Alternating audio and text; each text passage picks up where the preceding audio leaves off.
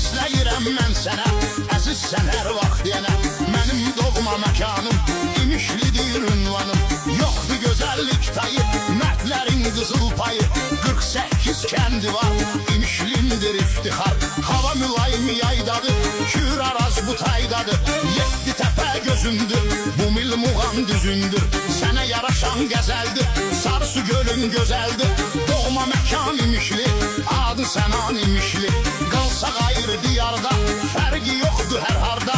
Arzu diləyimiz bizim, sən ürəyimiz bizim. Ədəbli Ərkanlıdır, kəndi də Sarıxanlıdır. Çıxarmayıb yadından, yaxşı cayıl adından. İmişliyə xoş kəlam, sənan adından salam. Var İmişli şəhərinə, sözüm düşübdü yerinə.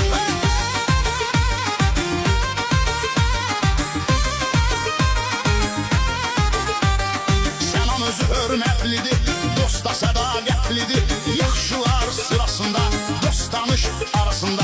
Var Sənanın atsanı, İmişlidir ünvanı. Raziyada qalırsan, vətəni yadıva salırsan. Çoxdur sənə arzular, işlərində uğurlar. Uzaq olsa da yerin, vətən eşqidir dərin. Könül qəmlə dolmasın, gözün yolda qalmasın. Axan təmiz qanıdır, İmişli öz canıdır.